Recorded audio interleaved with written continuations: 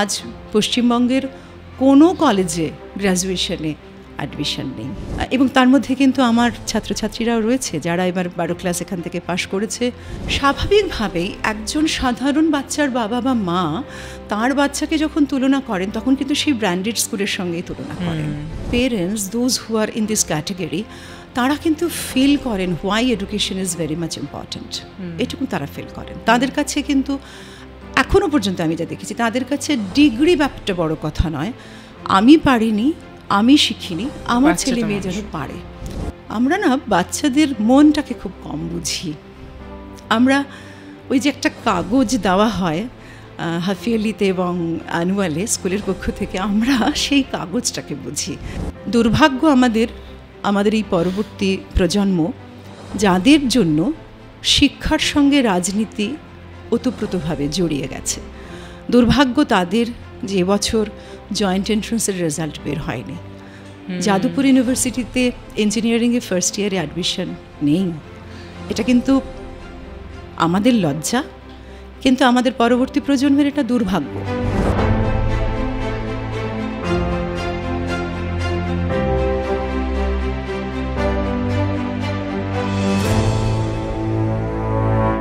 Welcome to another new episode of Student Voice Matters. This is your host Sonalika Goswami, and today we are at Elimity International School in Murshidabad, and we'll be talking to the principal, Mrs. Papia Boshak.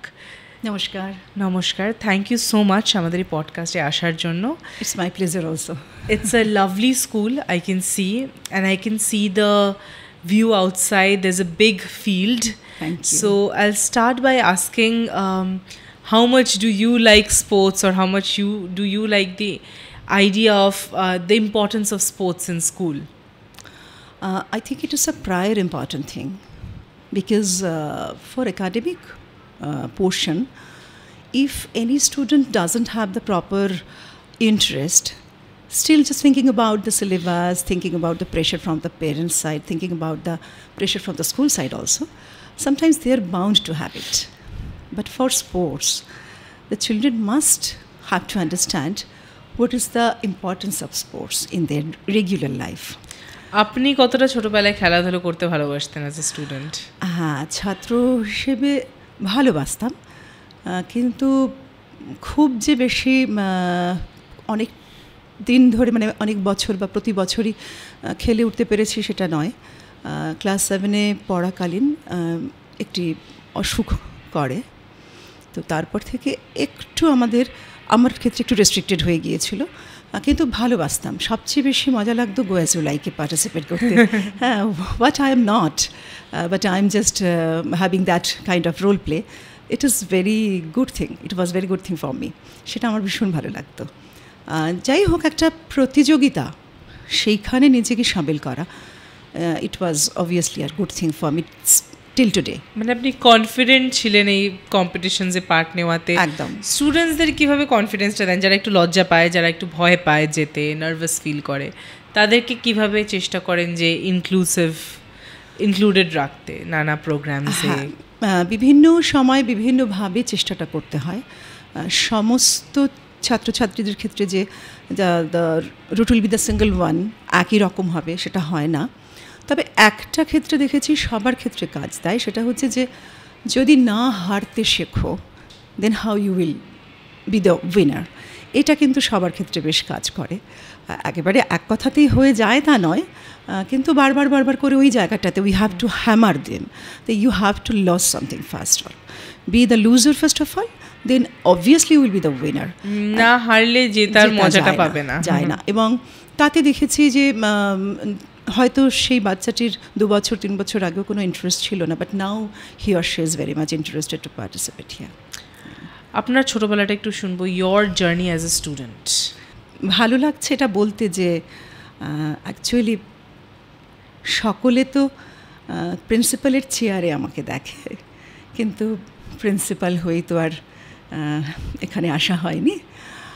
ছাত্রী হিসেবে extra মেরিটের অধিকারী ছিলাম সেটা বলবো না, but there was a severe dedication from our side, যেটা আমার পরিবারের মধ্য থেকে এসেছে। সেটা হচ্ছে dedication in all respect, not only for study only. আমাদের স্কুল যেরকম ছিল আজ থেকে ধরুন প্রায় 40 বছর আগে, সে সময় আমার স্কুলটা ছিল গার্লস স্কুল। তো সে সময় আমাদের শিক্ষিকাদের সঙ্গে সম্পর্কটা কিন্তু কখনো কখনো মায়ের থেকেও অনেক বেশি ছিল, বন্ডিংটা এরকম ছিল। তো সেইখানে বলতে পারি যে হাতে ধরে কিন্তু আমাদের দিদিমণিরা শিখিয়েছেন how to speak out first of all. মানে দে ওয়ার অ্যাকচুয়ালি এমফেসাইজিং যে যতই যাই পড়াশুনো করো, sometimes or maximum times you have to face someone. তো কী করে কথা বলবে, কনফ্রন্টেশন করা। ইয়েস, এবং এটা প্রতি মুহূর্তে তাঁরা বলেছেন যে how you will gain your confidence level, তার সঙ্গে লিখতে শেখা। এবং আমরা দীর্ঘ ছাত্রী জীবনে আমি ভীষণভাবে যেটা পেয়েছি পড়াশুনোর পাশাপাশি, that is nourishment in the cultural affairs. আমার তখন থেকেই সঙ্গীত শিক্ষার শুরু, যেটা এখনও পর্যন্ত চলছে। এবং মানে literally I am lucky person that I have got that kind of school where Tagore was the ultimate thing, Rabindranath Thakur, যিনি আমার জীবনেও আলটিমেট থিং, আমার স্কুলের ক্ষেত্রেও তাই। কীভাবে ইন্সপিরেশন পেতেন ফর মিউজিক অর ফর মানে লিটারেচার? আমি দেখছি আপনার বইগুলো, আপনি বই পড়তেও ভীষণ ভালোবাসেন বোঝা যাচ্ছে। তো এই লিটারারি ইন্সপিরেশন বা মিউজিক্যাল ইন্সপিরেশন এগুলো কোথা থেকে পেতেন? মানে সমস্তটাই কি স্কুল থেকে, নাকি বাড়িতেও কোনো এরকম কালচারটা ছিল? বাড়িতে সবার আগে দাদুর ছিল, পিসিমণির ছিল, and very lucky person indeed, because after marriage also I have got my mother in law, তিনিও সঙ্গীতের ভীষণভাবেই উপাসক ছিলেন। আমার ফাদার ইন ল, তিনি স্বাধীনতা সংগ্রামী ছিলেন, 8 বছর নজরবন্দি থাকেন, সেখানে এসরাজ বাজানো শিখেছেন। This is the summary of my background. স্কুলের একটা ভীষণ বড় ভূমিকা, সত্যি সত্যি তাই। আপনি নিশ্চয়ই জানবেন, I was the candidate of school first board final. It was 1987, 89, 90. That time the work pressure was more than today's work pressure for the children. ভীষণভাবে, হ্যাঁ, আমাদের তো শুধু ধরুন বইয়ের লেখাপড়াটুকু শিখলে হতো না, এবং একই সঙ্গে 11-12 পড়াশুনো করে আমাদের ক্লাস 12 দিতে হয়েছে। সায়েন্সের ছাত্রী ছিলাম, প্রচণ্ড ল্যাব ওয়ার্ক থাকতো। এই যে এত রকমের পড়াশুনো, নিজের পড়াশুনো, টিচারদের কাছ থেকে কিছু শুনছি, আমাদের সময় অত প্রাইভেট টিউশনের ব্যাপার ছিল না, তবুও যেটুকু টুকটাক ছিল। And more than that is expectation from the parents side. কী করবো, ভবিষ্যতে কী হবে, এটা কোথাও তো গিয়ে একটা প্রেশার দিত। সেটা কিন্তু ভীষণভাবে ডাইলিউটেড হয়ে যেত যখন সুর কানে আসতো। ওটাই আপনার স্ট্রেস বাস্টার। একদম, যেটা এখনও আছে, চলছে। আরেকটা বিষয় সাহিত্য চর্চার ক্ষেত্রে আপনি বলছেন, আপনি মনে করে দেখুন, আমাদের ওই ছাত্রী জীবনে সুনীল গঙ্গোপাধ্যায় ছিলেন হার্ট থ্রব একদম। সমরেশ মজুমদারের ট্রিলজি, উত্তরাধিকার, কালবেলা, কালপুরুষ। আমার ব্যাচটার মধ্যে আমি একজন যিনি সমরেশ মজুমদারকে চিঠি লিখেছিলাম যে অর্ককে মেরে ফেলবেন না। এগুলো আজকের দিনে দাঁড়িয়ে, আজকের প্রিন্সিপালের চেয়ারে বসে কিন্তু এগুলো আমার কাছে স্বপ্ন। সত্যি কথা বলতে কি, সেই সময় যখন পড়ছি সুনীল গঙ্গোপাধ্যায়ের লেখা, অদ্ভুত লাগছে। মানে নতুন করে বোধ হয় যাদেরকে আগে চিনতাম তাদেরকে বোধ হয় আবার নতুন করে চিনছি।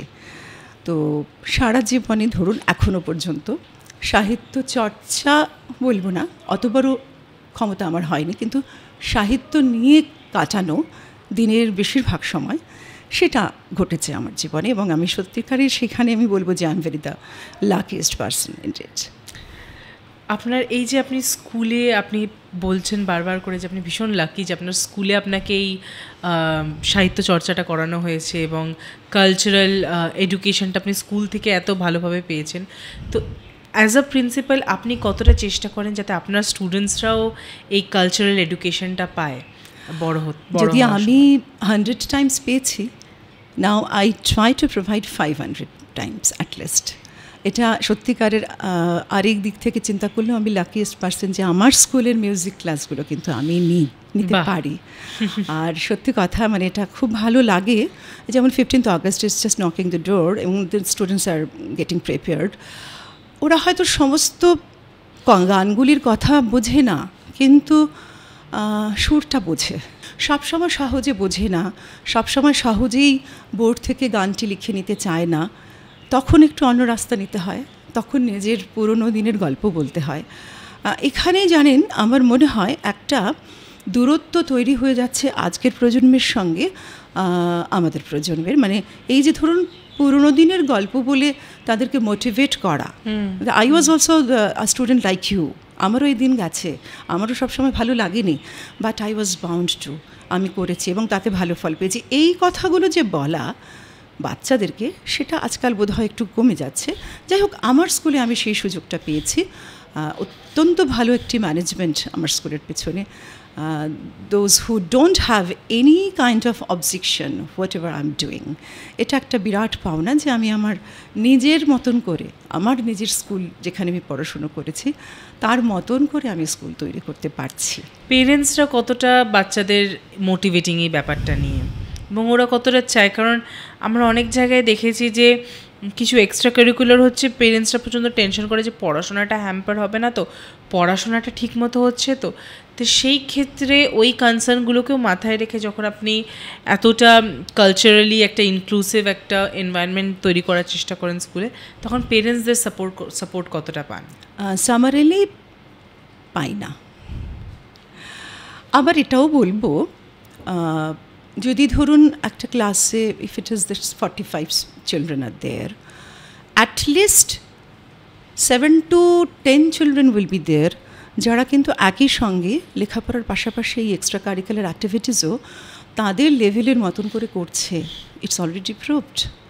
এখন মুশকিল হচ্ছে যে অধিকাংশ পেরেন্টসই তো মানে ভালোবাসেন, র্যাট রেসটা ভালোবাসেন, তারা মনে করেন যে school must be academic only, পড়াশোনায় একদম সবার আগে। হ্যাঁ, আমি এখানে ব্যাপারটা দেখুন, আমিও একজন পেরেন্ট, আমার ছেলে এবছরই ক্লাস 12 পাস করেছে আমার এই স্কুল থেকে, এটাও আমার আরেকটা ভালো লাগার জায়গা। সে কিন্তু গত 11 বছর সেতার বাজায়। ওকে, now he is 18 years old, so মানে he has started this journey when he was 7 years, একদম নর্মালি করেছে। হ্যাঁ, এবং বিভিন্ন অনুষ্ঠানে একটু আধটু বাজানোর অভিজ্ঞতাও হয়েছে এবং রেজাল্টও খুব কিছু খারাপ করেনি। now he is admitted in SRM Chennai. সুতরাং একজন মা হিসাবে আমি বলতে পারি, আমরা না বাচ্চাদের মনটাকে খুব কম বুঝি। আমরা ওই যে একটা কাগজ দেওয়া হয় হাফ ইয়ারলিতে এবং অ্যানুয়ালে স্কুলের পক্ষ থেকে, আমরা সেই কাগজটাকে বুঝি, সেখানে কত পার্সেন্টেজ সেটা বুঝি, ওটাই আমরা মনে করি সমস্ত সব কিছু। কিন্তু আমি একদম স্থিরভাবে নিশ্চিতভাবে বলছি এটা সব কিছু নয়। এই আজকের বাবা মায়েরা সেটা যখন রিয়েলাইজ করবেন তখন কিন্তু অলরেডি হাতের ফাঁক দিয়ে অনেক জল গলে গেছে, তখন তাদের আর সময় থাকবে না সেই ছেলে মেয়েদেরকে আবার ওই মূল স্রোতে ফেরত আনার। পেরেন্টসদের সমর্থন পাই না বলেই কিন্তু বাচ্চাদেরকে সেইভাবে ঠিক মনের মতন করে তৈরি করতে পারছি না, টু বি ভেরি অনেস্ট। এবং সেটার পিছনে কারণটা হচ্ছে ট্রাস্ট ব্যাপারটা নেই। কেউ কাউকে এখন বিশ্বাস করে না, জানেন তো। যদি বলি যে আপনি নিশ্চিত থাকুন before the exam the syllabus will be completed, absolutely they will not trust me, তারা বলবে না। হয়তো এটা কোথাও না একটা ভয়ের থেকে এসছে যে আমার বাচ্চা যদি পিছিয়ে যায়। আসলে আমি আপনাকে বলবো যে মানে এখন কম্পিটিশনটাই, যে চাকরি নেই, ছেলে মেয়ে বসে আছে, ভালো পড়াশোনা করেও চাকরি পাচ্ছে না, এই যে এই কথাটা সব বাবা মায়ের মাথায় ঢুকে গেছে, যে ভয়টা তৈরি হয়ে গেছে, হয়তো ওই ভয় থেকে ওরা চেষ্টা করেছে তাদের ছেলে মেয়ে যাতে কোনো মতে পিছিয়ে না যায়। তো সেই ক্ষেত্রে অ্যাজ আ প্রিন্সিপাল আপনি কি মানে পেরেন্টসদের সাথে কথা বলে দেখেছেন যে কেন এই ট্রাস্ট ইস্যুটা হচ্ছে, কেন এই ভয়টা তাদের মধ্যে আছে, মানে কীভাবে ওরা এটাকে অ্যাড্রেস করে পেরেন্টসরা? নাকি ওরা কি চেষ্টা করে যে ঠিক আছে তাহলে স্কুলটাকে বুঝে দেখি, প্রিন্সিপালের পয়েন্ট অফ ভিউটাকে বুঝে দেখি, নাকি সেই জিনিসটা কোথাও না কোথাও গ্যাপ আছে? আমার রিলি গ্যাপ আছে, নেই মানে বুঝে না, সেটাও একটা ব্যাপার। ধরুন যে পেরেন্টস টিচার মিটিংয়ে if all the parents are being called, we are getting only 20% or 30% max to max. এবং সেই মিটিংয়েও তাঁরাই আসেন যারা কিন্তু বোঝেন, যাদেরকে নতুন করে বোঝাতে হয় না। অ্যাকচুয়ালি যাদেরকে বোঝাতে হয়, আমি বলবো না যে যাদেরকে নিয়ে problem, because all the schools are not nourishing the extra curricular activities in their premises, এটাও সত্যি কথা। হ্যাঁ, আজকে অনেক ব্র্যান্ডেড স্কুল আছেন যারা লেখাপড়া ছাড়া কিছু বোঝে না। বিং দ্য মেম্বার অফ সহদায়া, আমার সিবিএসই কনসার্ন, আমি প্রায় 70 জন প্রিন্সিপালের সঙ্গে আমরা একসঙ্গে মিটিং করি। Maximum schools are there those who don't have anything to apart from the academics. একদম স্বাভাবিকভাবেই একজন সাধারণ বাচ্চার বাবা বা মা তার বাচ্চাকে যখন তুলনা করেন তখন কিন্তু সেই ব্র্যান্ডেড স্কুলের সঙ্গেই তুলনা করেন। তুলনার সময় কিন্তু আমরা স্বাভাবিকভাবেই খুব একটা হাই প্রোফাইলের দিকে চলে যাই। সেই জায়গা থেকে বিচার করলে আমি বলবো না যে পেরেন্টসরা খুব ভুল করছেন, কারণ তাদেরকে মোটিভেট করার মতন কোনো সংস্থা তো এখন আর নেই। কিন্তু আবার দেখুন, মানে অনেক ব্র্যান্ডেড ভালো ভালো স্কুল আছে যাদের ছেলেমেয়েরা হয়তো স্টেটে 1-2 হচ্ছে যেখানকার স্টুডেন্ট, কিন্তু তাদের কিন্তু ইকুয়ালি এক্সট্রা কারিকুলারে ইম্পর্টেন্স দেওয়া হয়। ভীষণভাবে দেখা গেছে ওই স্কুলের ছেলেমেয়েরা বড় হয়ে বড় বড় স্পোর্টসম্যান তৈরি হচ্ছে। একদমই তাই। কিন্তু সেই জায়গাতে আমি যখন মা, তখন আমি সেই জায়গাতে কিন্তু আমার বাচ্চাকে নিয়ে পৌঁছচ্ছি না। এটা আমি মনে একাডেমিকটা আপনি চিন্তা এটা আমি মনে করি যে এটা পেরেন্টসের একটা মেন্টাল ব্লকেজ, যেটা হয়তো সত্যি সত্যি আমরা কিছুটা দায়িত্ব পেলে আমরা নিশ্চয়ই সেটাকে শুধরে দিতে পারতাম, কিন্তু পেরেন্টসদের যে সেই সময়টা হাতে নেই। হ্যাঁ, তখন তারা ভীষণ ব্যস্ত, তাদের শুনবার ফুরসত নেই। আর এই বিষয় নিয়ে কথা বলতে গেলে সত্যি সত্যি আমার হয়তো শুধু ক্ষোভটাই বেরিয়ে আসবে, কারণ আমার স্কুল থেকে এই বছর একটা আন্তর্জাতিক স্তরের ক্যারাটে কম্পিটিশনে 2 জন বাচ্চা পদক পেয়েছে, গোল্ড মেডেল পেয়েছে। আমরা স্কুলের পক্ষ থেকে ব্যবস্থা করে তাদেরকে ছবি টবি নিয়ে যা হোক কাজ করেছি, কিন্তু সেই পেরেন্টস কিন্তু একবারও আমাদের কাছে আসেনি। ওরা কিন্তু স্কুল থেকেই শিখেছে, এমন নয় যে পার্সোনালি মানে প্রাইভেট কোথাও শিখেছে, কিন্তু এই গ্র্যাটিটিউড একেবারেই নেই। এবং গ্র্যাটিটিউডের থেকেও যেটা বেশি ম্যাডাম, সেটা হচ্ছে যে মানে how long they will be good enough to continue this thing, এটা তো জানা দরকার। হয়তো 8-9-এ উঠলে বলবে আর দরকার নেই, এবার পড়াশোনা বোঝ সামনে। একদম। সুইমিংয়ে 2 জন ভীষণ ভালো রেজাল্ট করেছে, তার মধ্যে একটি মেয়ে ত্রিধা, সে ভীষণ অসুস্থ থাকে। আমি তার বাটারফ্লাই স্ট্রোকের কথা শুনে তো আমার মানে আমি নিজে খুব অবাক। সে কিন্তু নিজে খুব অসুস্থ, কিন্তু কি সুন্দর করেছে। ত্রিধার বাবা মা অবশ্য ভীষণ সেন্সিটিভ, খুবই কনসার্নড পারসন। তাহলেও কিন্তু যে স্কুলের কাছে এসে স্কুলের সঙ্গে একটু আলোচনা করা, স্কুল তো হচ্ছে একটা ভীষণ বেশি ইম্পর্টেন্ট, মানে পুরো ডেভেলপমেন্টাই স্কুল থেকে একেবারেই তাই। এবং এখনকার দিনে যেখানে মানে both the parents are working, তাদের ক্ষেত্রে কিন্তু স্কুল বাড়ির থেকেও অনেক বেশি ইম্পর্টেন্ট। একদম ঠিক। তো এই অ্যাডমিশনটা তাদের কাছে কিন্তু নেই। হ্যাঁ, whenever the children are getting punished or being scolded by us, then parents are taking why you did so. তখন কিন্তু পেরেন্টসের কাছে এটা আমাদের কৈফিয়ত দিতে হয়। আজকে যখন এত ভালো একটা রেজাল্ট করছে, সেটা কারাটে বলুন বা সুইমিং বলুন, what ever, parents are not coming to us and not telling us that they should be thankful to us, যে আমরা যে সুযোগ পাঠাচ্ছি, গাইডেন্সটা দিচ্ছি। স্কুল থেকে কোনো কম্পিটিশনে গেলে ডেফিনেটলি ট্রান্সপোর্টের ব্যবস্থা পর্যন্ত স্কুল করে দেয়, তারা বাড়ি ঠিক মতন পৌঁছলো কিনা সমস্তটা কিন্তু স্কুল দেখে, আমার স্কুল তো দেখেই। তাহলে সেক্ষেত্রে আমরা টিচাররা একটু অ্যাডমিশনটা চাই, যেটা সবসময় আমরা পেয়ে উঠছি না। তবে এটা আমাদের তো ধরুন একটা রিফর্মস তো আমরা করছি, একটা social reforms with the teachers are doing. সেজন্য আমার মনে হয় যে তারা জানতে চান বা বলতে চান বা যাই করুন না কেন, আমরা যেন আমাদের কাজটা করে যেতে পারি। এখানে একটা কথা মানে জিজ্ঞেস করবো আপনাকে, যে অনেক এখন যেটা হচ্ছে যে বাবা মার কোয়ালিফিকেশন দেখে, বাবা মার কিছুটা ব্যাকগ্রাউন্ড চেক করেই অ্যাডমিশনগুলো করা হচ্ছে, ফিল্ট্রেশন। কিছু কিছু স্কুল, আমি জানি না সব স্কুল করে কি না, কিন্তু কিছু কিছু জায়গায় পেরেন্টসের ব্যাকগ্রাউন্ড, একটু ফ্যামিলি ব্যাকগ্রাউন্ড চেক করে অ্যাডমিশন নেওয়া হচ্ছে। সেই ক্ষেত্রে আপনার পয়েন্ট অফ ভিউ কি? এইখানে কি মানে খুব হাইলি এডুকেটেড পেরেন্টসরা ভীষণ সাপোর্টিভ, বা যারা হয়তো মোটামুটি একটা ফাইন্যান্সিয়াল স্ট্যান্ডিং ভালো, তারা পিয়ার প্রেশার বেশি দিচ্ছে? মানে এইখানে এই ব্যাকগ্রাউন্ড চেকগুলোতে যে করা হয়, সেখান থেকেই কিছু বোঝা যায় যে কীরকম পেরেন্টসরা ইনভলভ থাকবে বাচ্চার একাডেমিক্স বা কো কারিকুলারে, নাকি মানে ওয়াই ইজ দিস ফিল্ট্রেশন ডান? আচ্ছা, ফার্স্ট অফ অল আমার স্কুলে সে ব্যবস্থা নেই, because we are luckiest school, because we are getting every year we are getting first generation learner, এটা আমরা পাই। কেন লাকিয়েস্ট মনে করছি? বিকজ আমরা দেখেছি, অন্তত আমি নোটিস করেছি, the parents those who are in this category, তারা কিন্তু ফিল করেন why education is very much important, এটুকু তারা ফিল করেন। তাদের কাছে কিন্তু এখনও পর্যন্ত আমি যা দেখেছি, তাদের কাছে ডিগ্রি ব্যাপারটা বড় কথা নয়, আমি পারিনি, আমি শিখিনি, আমার ছেলে মেয়ে যেন পারে। সুতরাং তাদেরকে নিয়ে না আমাদের কোনো অসুবিধা হয় না। এবার দেখুন, পেরেন্টস এডুকেটেড হলে তার একটা গুড সাইড তো অবশ্যই থাকবে না, আমি সেটা বলতে পারি না, কিন্তু এই প্রশ্নটা আবার আমি নিজেকেও করি, 100 ভাগ কি থাকে? অনেক সময় কিন্তু থাকে না। অনেক সময় দেখা গেছে যে পেরেন্টস নিজেদের রেজাল্টটাকে সামনে রাখছে as an example, and they are pressuring the children, their words, to have that kind of result at any cost. তারা কিন্তু তাদের বাচ্চাদের ইন্টারেস্টটা কিসে, সেই বাচ্চারা অ্যাকচুয়ালি নিজেদেরকে কোন পজিশনে ভাবছে, those parents don't have sufficient time to think about this. এটা খুব দুঃখের বিষয়।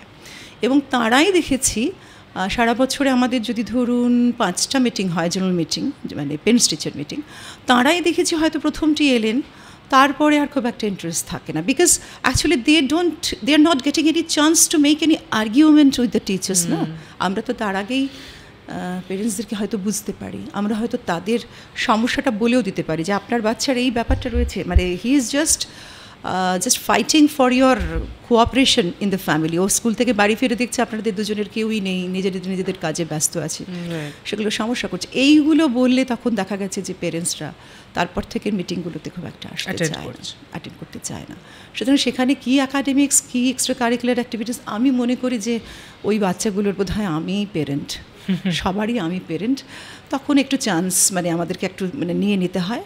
ঠিক আছে, যা হোক, পেরেন্টস না আসুক, আমরা সেই বাচ্চাটির সম্পর্কে যেটা ভালো বুঝছি, we will do the same, এটা মনে হয় আমার।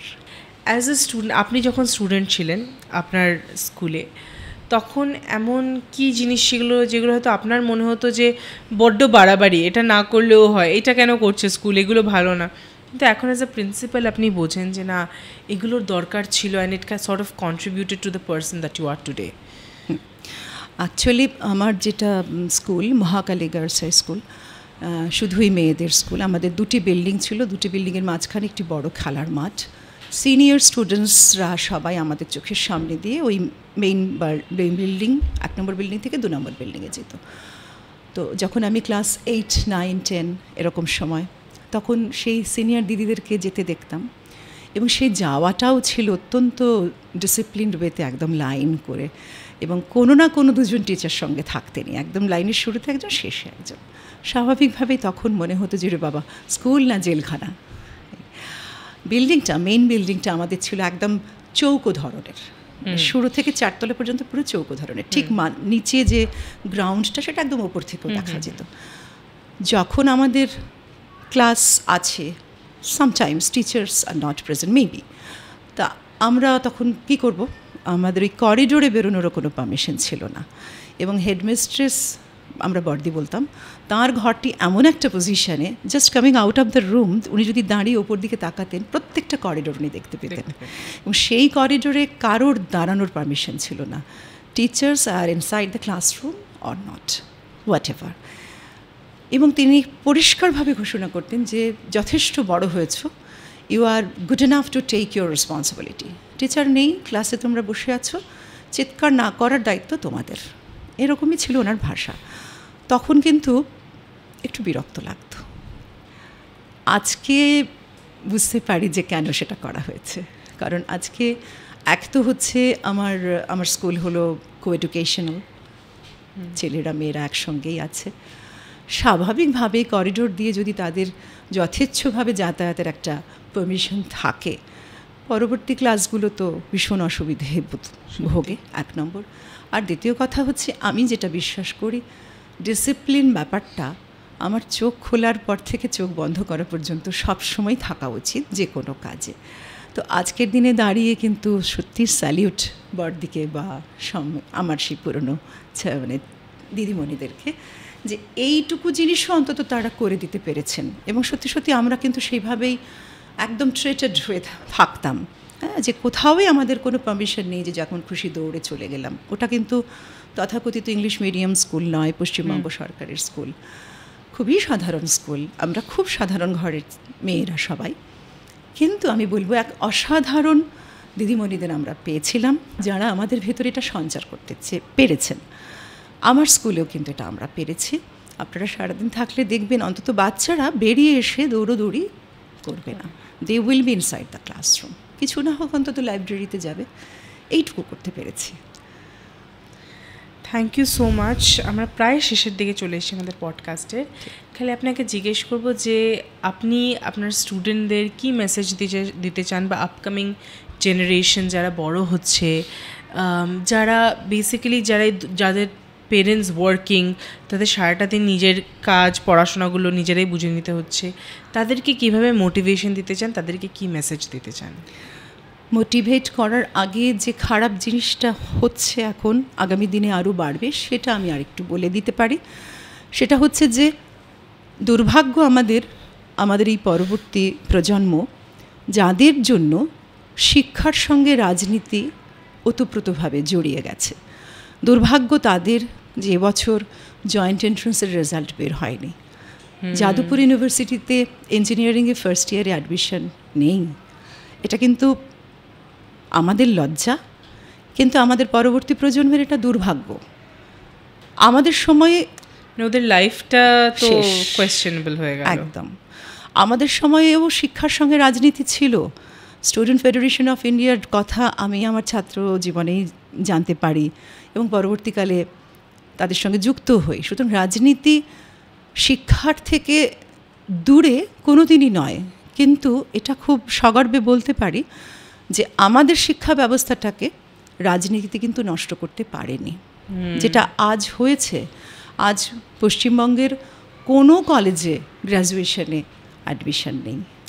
সুতরাং এবং তার মধ্যে কিন্তু আমার ছাত্রছাত্রীরাও রয়েছে যারা এবার 12 ক্লাস এখান থেকে পাশ করেছে, সিইউটি দিয়েছে, যারা বিভিন্ন জায়গায় চান্স পেয়েছে, বিশ্বভারতীর মতন জায়গায় চান্স পেয়েছে, কিন্তু কোনো একটা ঘোষণার কারণে কিন্তু তাদের সেই পরবর্তী জার্নিগুলো কিন্তু সব এখনও বন্ধ। সুতরাং আমার ছাত্রছাত্রীদের আমি এটুকুই বলতে পারি যে যে কোনো পরিস্থিতির জন্য তৈরি থাকো। আমরা খুব বেশি হলে কি করতে পারি, আমরা একটা মূল্যবোধ তৈরি করে দিতে পারি, কোনটা তুমি নেবে আর কোনটাকে এড়িয়ে যাবে। সেই শিক্ষাটা আমি আমার এখানে 15 বছর যে বাচ্চারা পড়বে তাদেরকে অবশ্যই শেখাতে পারবো।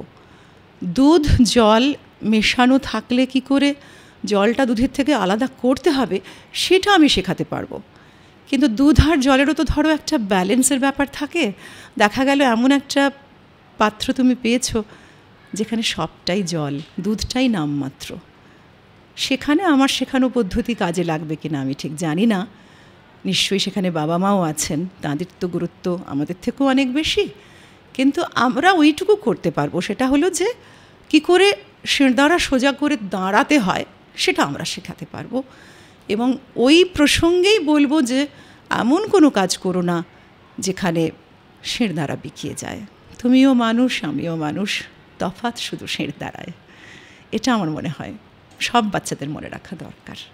ভীষণ ভালো লাগলো কথা বলে আপনার সঙ্গে। Thank you so much. অনেক ধন্যবাদ আপনাকেও।